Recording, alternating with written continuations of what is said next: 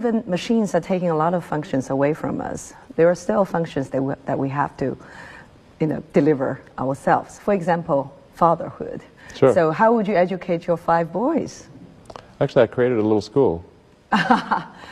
Yeah. What kind of school? Could you describe to us? Sure. It's small. It's only got 14 kids now, and it'll have 20 kids in September. It's called Ad Astra, which means to the stars. That's maybe a bit different from most other schools, is that there aren't any grades. There's no like not grade 1, grade 2, grade 3 type of thing.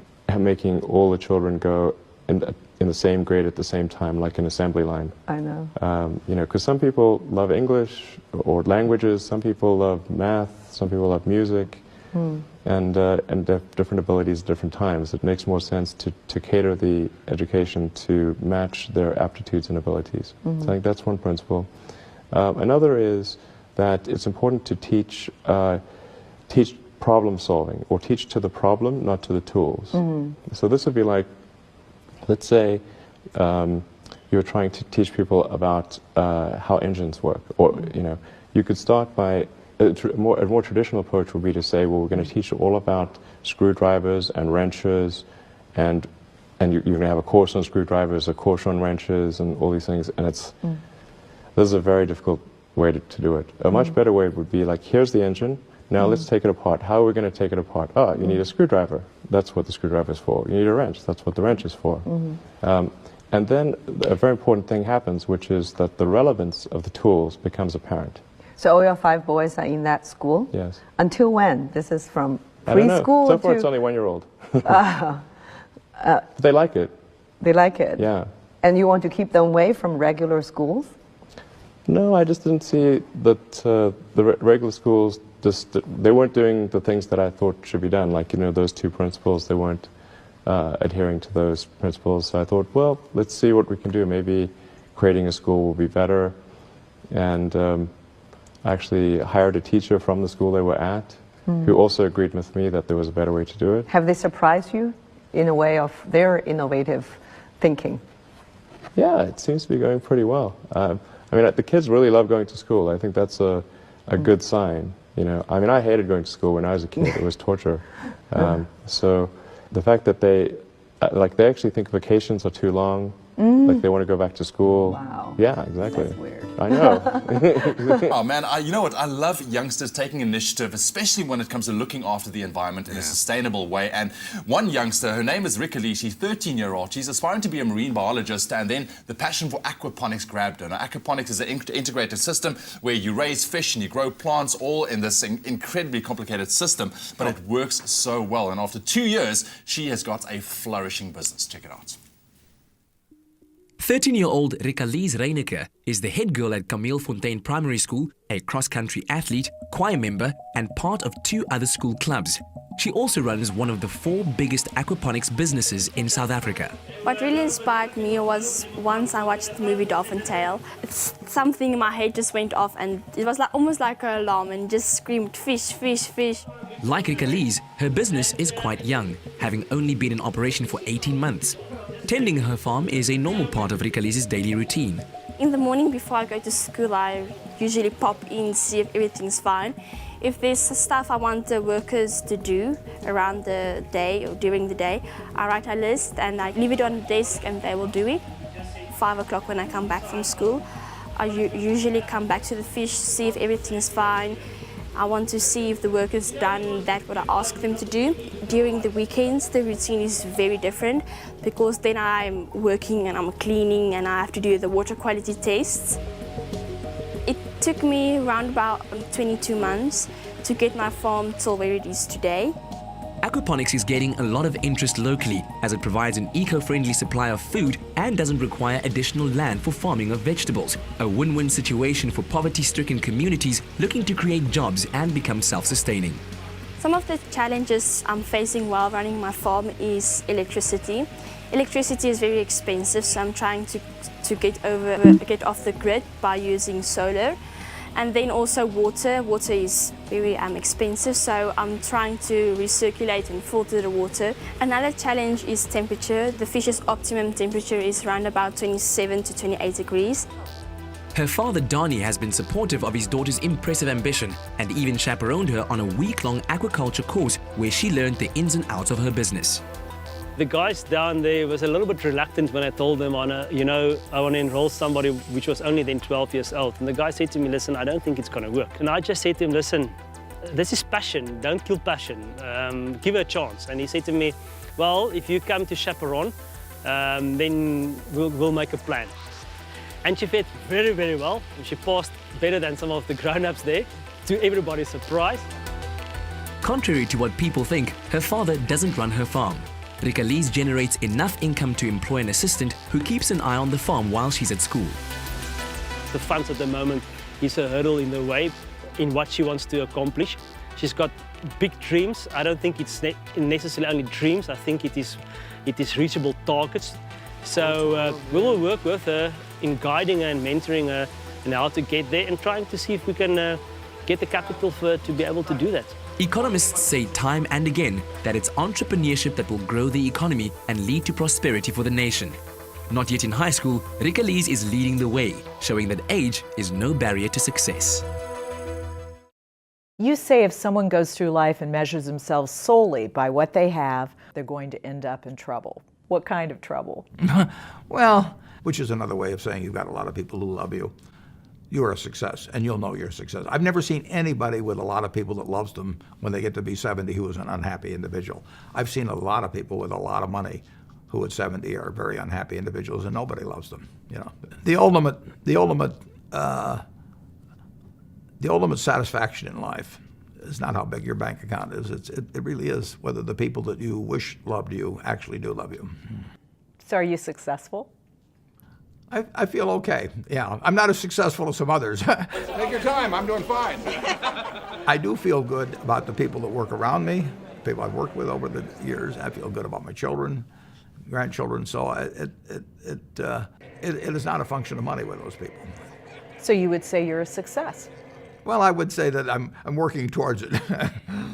I think that being principled probably is more a factor in being happy. I do think that as I look around at my contemporaries, and these are people that have been through a lot over the years. I mean, in some cases they've had children die, or they've had really ultimate tragedies in many respects sometimes. Maybe they've been with a business that went broke at one time. On the other hand, they've had lots of successes too, but the ones that, I don't know anybody that really has lived a principled life and that is unhappy. And because in effect, the people around them admire and love them. When is enough enough? Well, I certainly think enough is enough when you have everything your family could reasonably need in the way of the pleasures of life. I mean, I don't think cost of living and standard of living are synonymous. I get to eat what I like to eat. I get to live where I want to live. I get to drive the car I want to drive and all of that. It uses up some money, but if I spent 10 times as much or 100 times as much on it, I would not be a happier person, nor would I, in my view, live a better life. I could take all my money and, I could do what they used to do in Egypt. I could use that money to build the biggest tomb ever built. We could have it here outside Omaha, and I could literally get 50,000 guys and put them in loincloths and have them haul granite around, and I could make them forget all about Egypt in 10 years. And then the net product of everything I've done over my life would be the world's biggest tomb, and maybe 1,000 years from now, people still come to Omaha to see my tomb. But that strikes me as a little crazy, and even in modified versions of it, I just don't get it. She saw every person as individually important. She felt that if there were 6 billion people on this planet, that everyone deserved the same chance in life, the same chance for health, same chance for education, and all of that. I'm not remotely as charitable as somebody that puts $10 in a collection plate this Sunday and gives up a meal out or a movie or something, or one toy for their child at Christmas or something of the sort. I've never given anything up that's affected me or my family. And people call this work. I hope that the Giving Pledge, and it has already caught on big enough to have an impact, but I would love to figure out ways to have that hit a broader area of society. We've originally worked on the Forbes 400 type thing to get really wealthy people to focus on what can be done with their wealth and to pledge what they will do with it. And very easy for them to do it. I mean, the poorest group we're calling on has $1 billion. If they give half, they got $500 million left over. What can you do with $500 million? I mean, if you need another million beyond $500 million, you'll have to explain it to me. I mean, that is a lot of money. Most interesting quality in life almost is love, because you can't get rid of it. I mean, the more you give away, the more you get back. And if you try and hold on to it, you don't have any. It's a concept. I don't know exactly what its counterpart would be anyplace else. But the people you know that receive love are the ones that are just pouring it out all the time. And the ones that don't love anybody else, they're not getting any back. It's kind of irritating in a sense. I mean, you have all this money and you say, I'd like $1 million worth of love. You can't buy it. Buy sex, but you can't buy love. So you think love is a commodity that has no finite? It's the ultimate commodity. I mean, it's the ultimate quality, really, because there is no finite limit to it. And the more you give, the more you get. He never came out in public. He never commented on it. He always just continued to do what he's always done, which is the value investing philosophy. But I asked him one time how he felt about this barrage of criticism that he was receiving in the press. And this was the first time that I got any kind of insight into the personality of Warren, what he was like, because up until then I had only known him as an investor and a businessman. And when I asked him how did he feel about the siege of criticism, he said, it never gets better. It always hurts just as much as the first time. Despite having heard over and over and over these things, it was really remarkable that he could withstand this, that he could not change his investing style at all, and yet it was clear that he found the personal criticism intensely painful and was very, very sensitive to it. He made a lot of jokes and he kidded around and he wasn't personal about it, but he talked to a room full of people, many of whom had internet startup companies, a number of which are no longer with us, and he told them that the valuations of the internet stocks at the time were not credible and that the investors were likely to be very disappointed, and he predicted that over the next couple of decades, he could foresee that the stock market would return no more than 6% a year.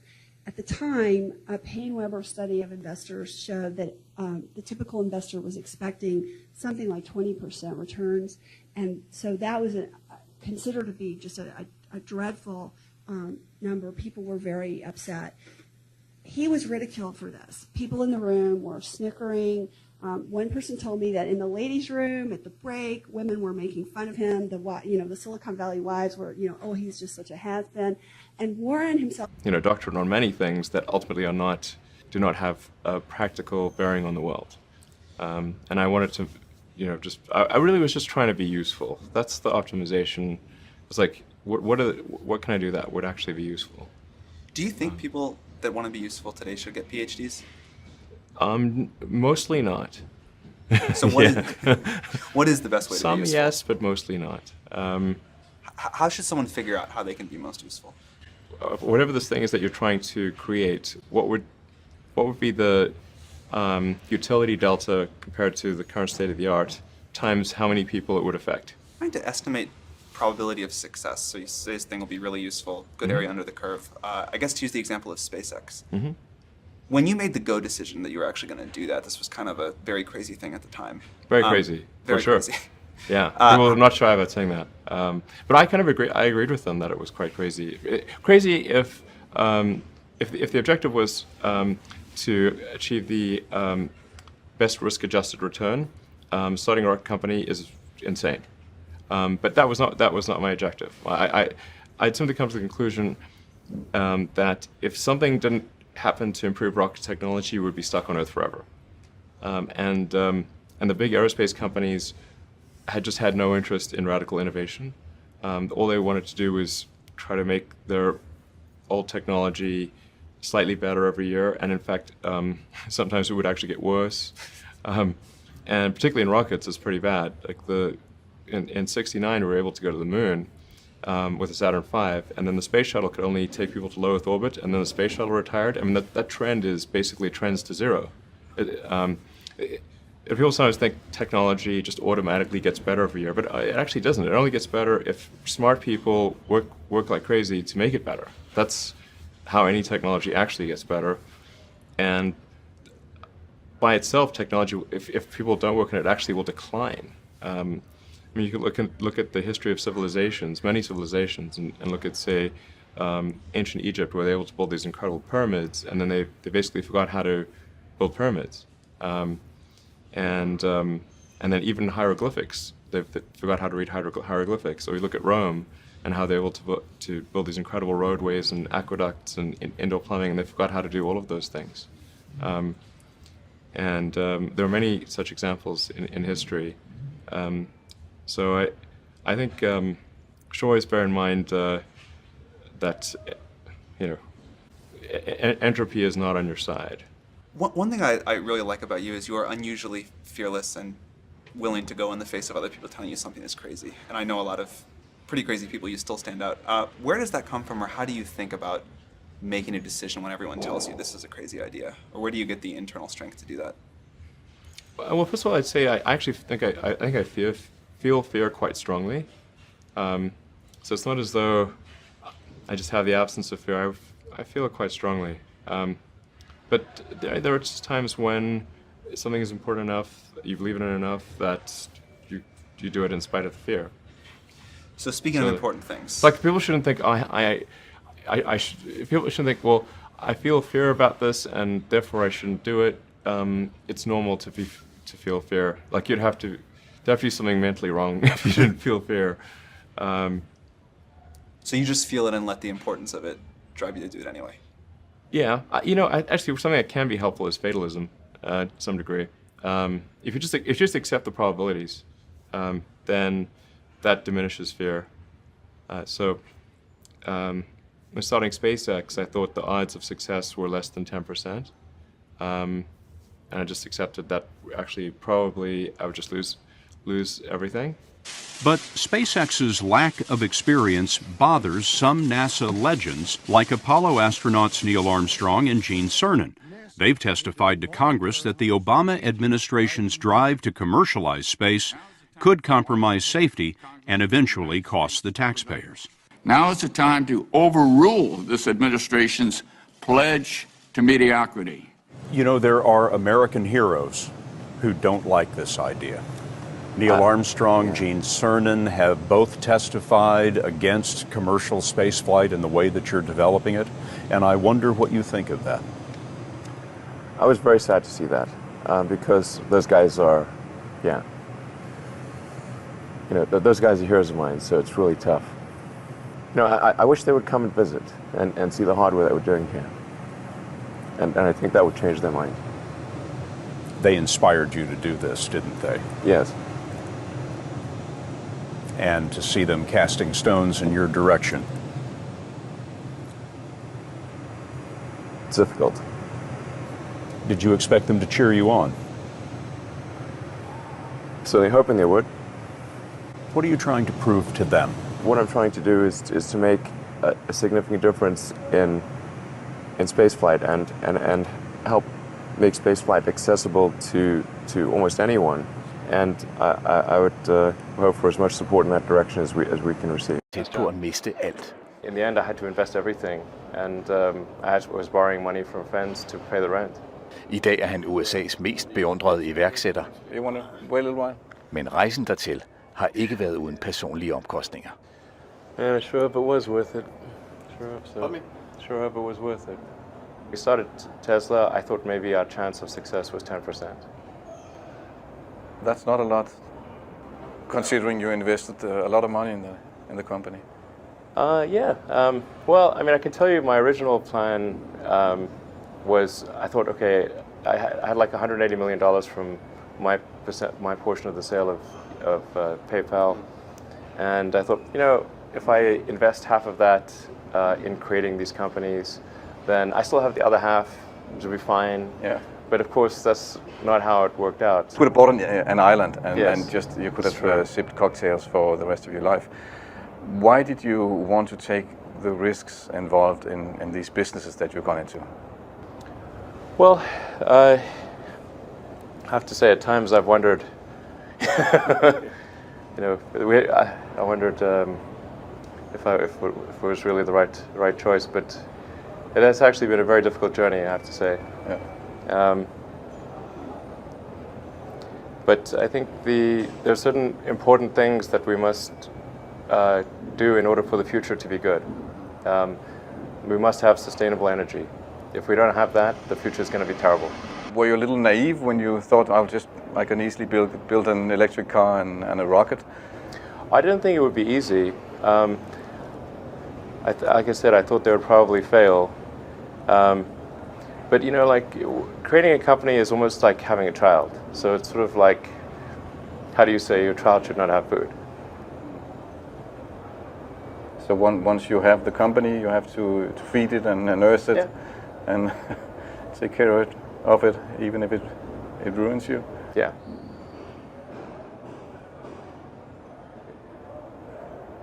But I suppose there were some tough times in 2008, end of 2008. How did you get through that period of crisis? Yeah. Can we just break for a second? Sure, of course. Yeah. Any advice? What could we as citizens do? What could the U.S. government do to make this a better place to support business, make America even a better place to start a business? You came from South Africa. What else could we be doing to improve that from your point of view? Well, I think the United States is pretty great, honestly. Definitely the best place in the world to start a business, and particularly if it involves technology. You know, I think certainly we need to take a look at our immigration laws. You know, if there are really talented people, you know, doing graduate courses in engineering at our universities, we really don't want to send them home. We want to try to do everything we can to keep them here, because like if for every one person who's like an ace engineer, that there are probably like 10 jobs that will be created if that person stays here. It's a huge multiplier effect. And conversely, if you're missing that special ingredient, you know, it's very difficult to create them. I think also we probably need to reform our tax laws, because the U.S. corporate tax rate is really high relative to, say, the EU. Well, Boudjelal and Lorenzetti, old adversaries, of course. Boudjelal said, if Jackie really wants to learn from me, he must remember that I first lost 3 finals before winning one on the biggest of sporting stages. What would you say the biggest difference is between people who flourish in life, who have great relationships, and those who don't? Well, let me promise you, it's not what we mostly get preoccupied with. It's not mostly money, it's not mostly health, it's not mostly talent or good looks or IQ. Basically, it's wisdom. It's the ability to make really, really smart, good decisions. If you're an average person, you will make 70 conscious decisions every day. That's 25,550 decisions a year. Over 70 years, that's 1,788,500 decisions. I'm already past that. You put all that together, and that's basically your life. That's it. Dr. Albert Camus said, life is the sum of all your choices. You didn't get where you are today. Today is the result of the choices you've been making for many years. And the good news is you can change your choices. You really can. So that's who you are. That's what you build. Now that's kind of sobering because there are so many decisions. Well, it's easy to make a bad one.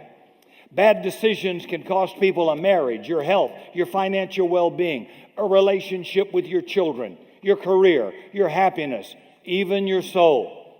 This is what Solomon says in the book of Proverbs. People ruin their lives by their own foolishness. And boy, that's just true, isn't it? Think of all the decisions you've ever made. We'll do a little mass confession. All the money you decided to make or spend or save. The people you decided to date or not to date. The food you decided to eat or not to eat. The words you decided to say or not to say. You ever done that? You ever just ask God for wisdom? Notice God's response. It pleased the Lord. I love that. It pleased God. It pleased the Lord, Solomon asked this. And God said to him, because you've asked this, and you haven't asked for a Lamborghini or for yourself long life or riches or for the life of your enemies, but you've asked for yourself understanding to discern what is right, then I'm going to do that according to your word. Indeed, I'm going to give you now a wise and discerning mind, so that none like you has ever been before you, and none like you shall ever come after you. And I'm going to give you what you didn't ask for, riches and honor, so that no other king shall compare with you all your days.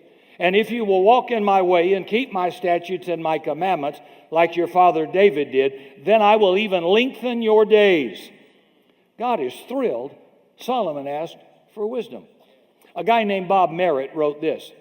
A part of what God seems to be saying is that if you pursue wisdom, many other aspects of well-being will always follow.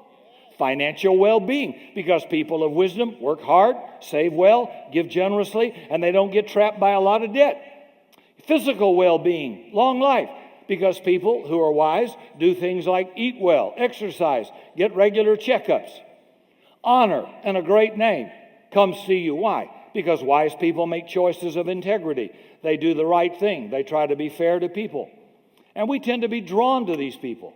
And then success or effectiveness in your work comes, because wise people learn to use their time really, really well and to be serious about their gifts, and they try to sharpen them and keep learning and growing all the time. That's part of what wisdom does. Man, this thing just makes you better and better and better. No wonder Solomon would go on to say, get wisdom. Though it cost you all you have, get understanding. Esteem her, she will exalt you. Embrace her, she will honor you. And God says, you have no idea if you'll start now, even if it's late in life, start now. And what I'm going to give you, 5 simple principles from God's Word about how to make smart choices. You're going to have a good life. You're going to end up well. You're going to finish strong.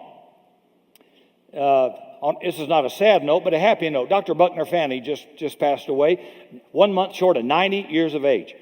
I love that man. He served in a church in this city for 42 years.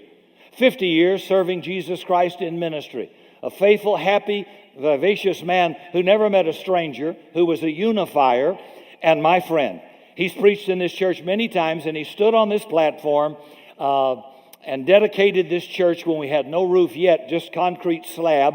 And we had the building. We put the chairs up here, and I'm so honored that he brought that word of dedication. He ran his race. He lived it well. He finished strong. God bless you, Buckner Fanny.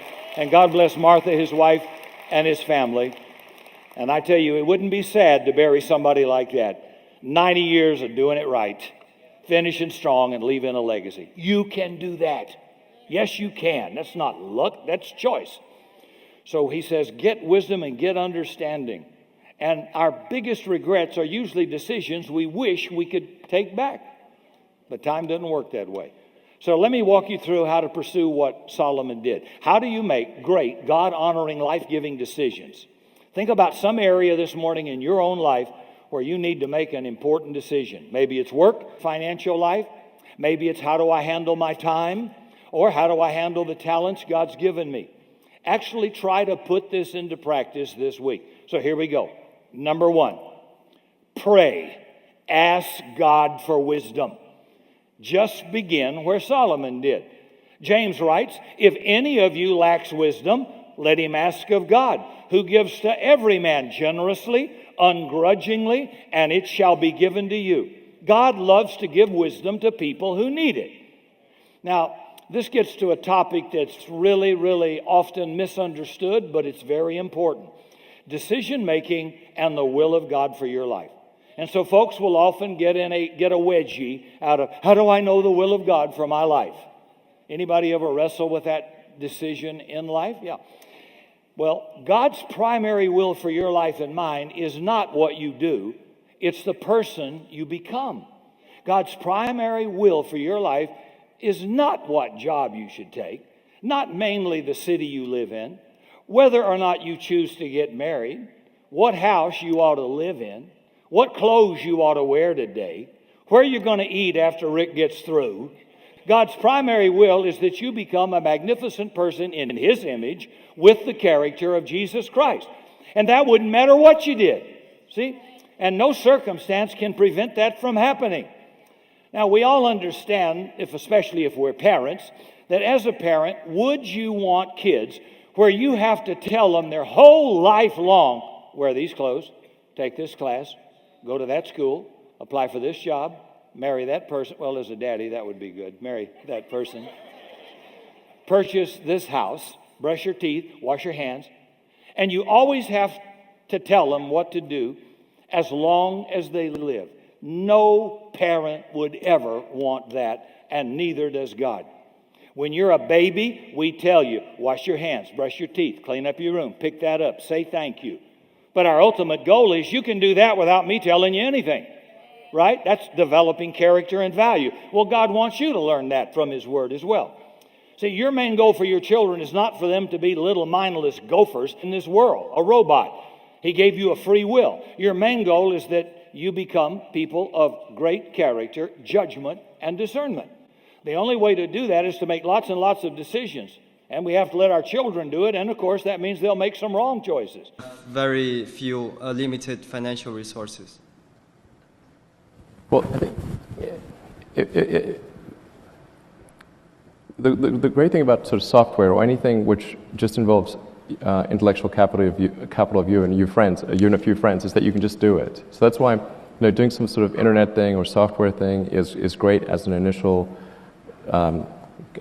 company to create. And that's why Zip2 and PayPal, they gave me the capital to attempt to do more capital-intense activities.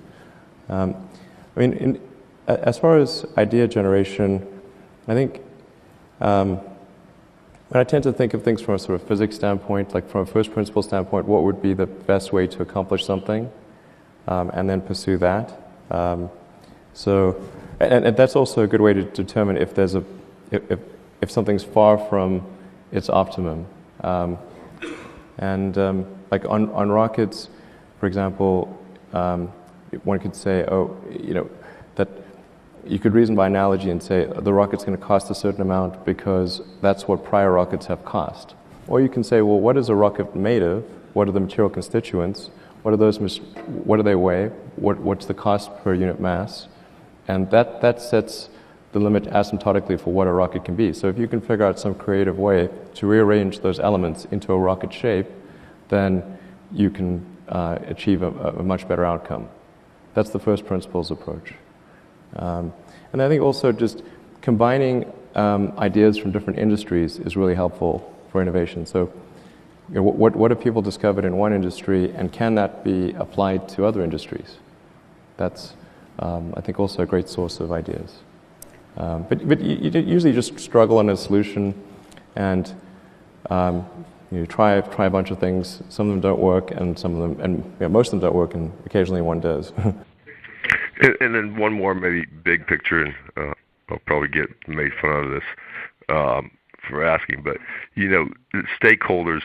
I watch what the work you're doing at SpaceX, and the statement you said about the reason you want to make money is for your work on interplanetary transport. How do you judge a Tesla shareholder versus a Tesla car holder? How do you delineate between where you give value versus the different stakeholders in the whole group there? I don't really think about it like that. It's really just we want to make products that people love, and then make enough money out from that to be able to develop new products, and that's it. Really, it's just there's like so few products. Like how many products can you buy that you really love? So rare. And I think if you do something like that, people will buy them. They'll pay a premium for something that they love, of course. Yeah. And then I think it ends up being a good outcome for shareholders, because the whole purpose of any company existing is to make compelling products and services. Sometimes people lose sight of why companies should even exist. Scale up production, and production is a hard thing. It's real hard, particularly when it's new technology. If it's some standard technology that's been made for a long time, it's fine.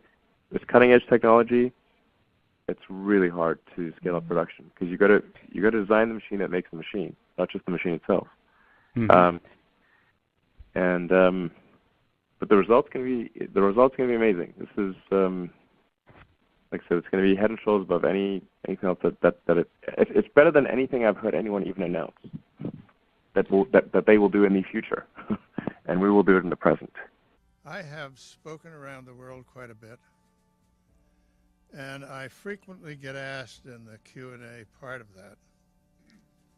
People will say, well, you've dealt with presidents and prime ministers and kings and so on over a long period of time, and who has made the greatest difference? And so I ruminate about Gorbachev and one person or another, and of course in the end come around to Ronald Reagan and Margaret Thatcher, and I get through talking about them, and I say, well, all things considered, I have to say Milton Friedman. So adequate, poor, the average, the income which we now use in this country as a governmental standard to separate the poor from the not poor is higher than the average income of all the people in the Soviet Union. It's decidedly higher than the average income of most of the people in the world. These are not absolute standards, they're relative. So you have to ask a very different kind of question. What kind of system will give the widest range of people the greatest opportunity to make the most out of themselves, out of their own capacities, their own resources? What are the plans for doing that? I'm not going to try to have a program which will give adequate housing to the poor. I want to have a system under which individuals can have as much opportunity as possible to develop themselves.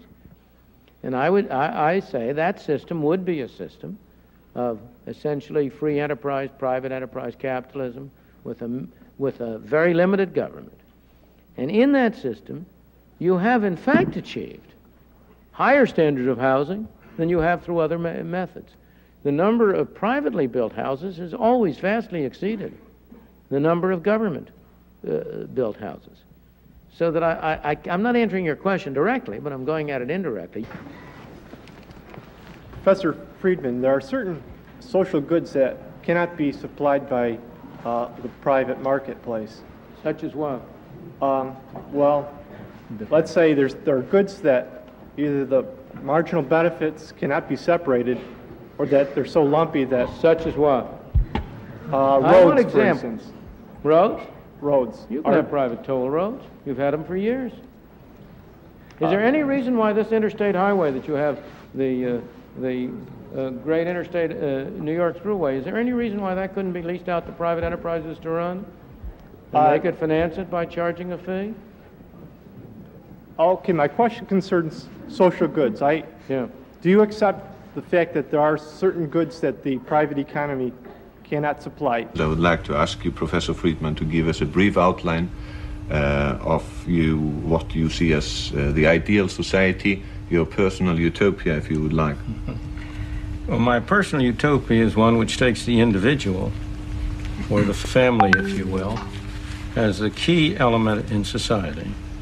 I would like to see a society in which individuals have the maximum freedom to pursue their own objectives in whichever direction they wish, so long as they don't interfere with the rights of others to do the same thing.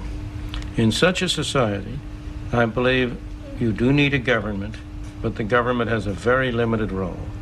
Its role should be to provide for the national defense, to provide for protecting one individual from coercion by other individuals, and finally to provide a mechanism whereby we can formulate the rules that will govern us, the rules that decide what we regard as private property, what we regard as the rights of individuals, legislative process. And as part of that, a mechanism for judging differences of opinion. So you would have essentially, in my good society, a very limited government devoted to the tasks of defense, of justice, of legislating rules, and very little else. The rest would be left to the free individual activities of individuals joined together through the operation of a private and competitive market. At the moment, we have, in your opinion, I guess anyway, too big a government and very far from the ideal society which you have described. Which would be the best way to attain, to realize that dream? There is only one effective way to do so, and that is by democratic means, by allowing the people to express their views. I have been fascinated by the fact that in country after country you have a paradox. You have what is supposed to be a government of the majority. You have a representative government. And yet that government repeatedly does things that a majority of the people oppose. You go around in the United States, for example, where I know the situation best, and you will find that a majority of the people in the United States think government is spending too much, imposing taxes that are too high, and would like to see government cut back. At the same time, the representatives of the people, through the parliament, through what we call the Congress, you call the parliament, follow policies which lead to those results that the majority deplore. The reason for that, I believe, is that we have a defect in our governmental institutions. What we have is a situation in which minorities, special interest minorities, are able to exercise undue influence.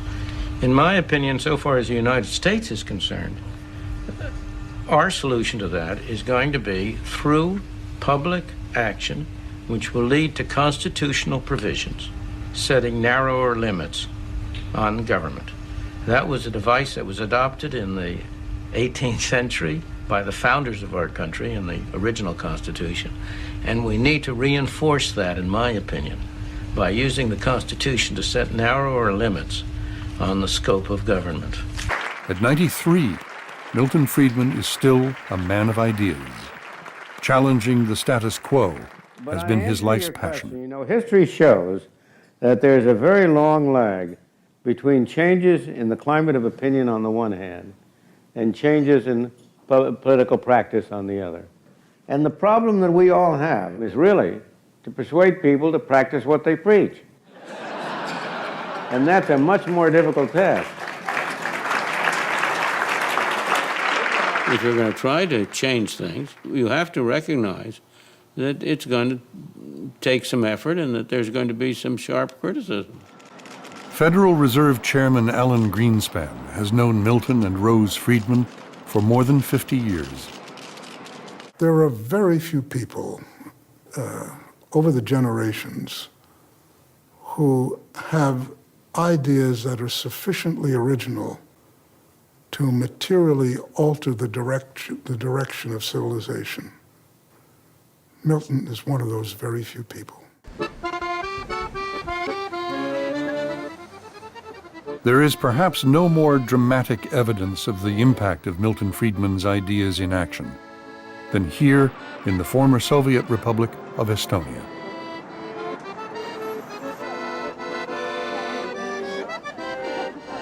Strategically located on the Baltic Sea, Estonia is sandwiched between Russia and Finland. Its capital, Tallinn, surrounds the most well-preserved medieval city in Northern Europe. Dominated by Tsarist Russia and the Soviet Union for nearly 2 centuries, Estonia was an economic backwater. When the Soviet Union dissolved in the early 1990s, Estonia reclaimed its independence. Desperate for a new direction, Estonians elected the youngest prime minister in Europe's history. Mart Laar was 32 years old. Many in his cabinet were in their 20s. We started from 1992 with inflation 1,000%. We had drop in economy 30%. We had prognosis for unemployment on 35%. we had the shortage of everything. And of course, I didn't know very much about economy. The only book about economy what I have read was Milton Friedman, The Freedom of Choice, and that was the only one. So, but there was a lot of good ideas therein, and I introduced a big part of those. Racing to catch up with the rest of the world, the young Estonians created a low-tax laboratory. The zero corporate tax on profits reinvested in Estonia has made the tiny country a magnet for foreign investment. It is now considered the most competitive of the new European Union members and ranked by the Wall Street Journal as one of the freest economies in the world. One of neighboring Finland's largest electronic companies, Elcoteq, built this manufacturing plant here in Tallinn in 1992. It produces communication equipment. Elcoteq is now Estonia's largest exporter and one of its largest employers. Antti Pipo is the CEO. Well, it's very simple to say that Estonia, in my mind, is one of the most attractive countries in the European Union. Among the more innovative aspects of life in Estonia are free internet sites scattered throughout the country. The World Economic Forum reports that per capita, Estonia is more wired than Italy, Belgium, and Spain. And Estonia has adopted one of Milton Friedman's most controversial ideas. We were the first country introducing really this beautiful idea of the flat rate personal income tax. To be very frank, I didn't know that nobody has done it, but it worked. It worked exactly in the way how it was prognosed by Milton Friedman. In Estonia today, everyone but the poor pays the same flat tax rate of 24%. No loopholes. 8 other countries in the area, including Russia, are following Estonia's lead.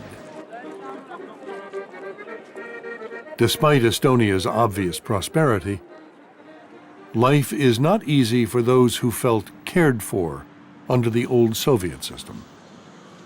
This new situation has been very hard. Of course, it again is not the age what makes the difference. It is the attitude of the people. It's more possibilities for our children also.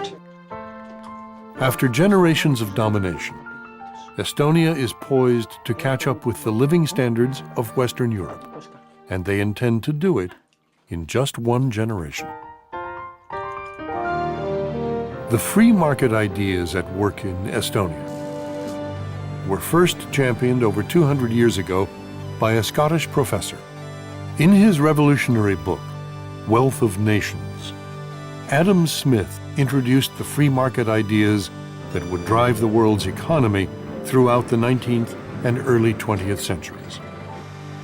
From his theories came stunning technological innovations and industrial progress.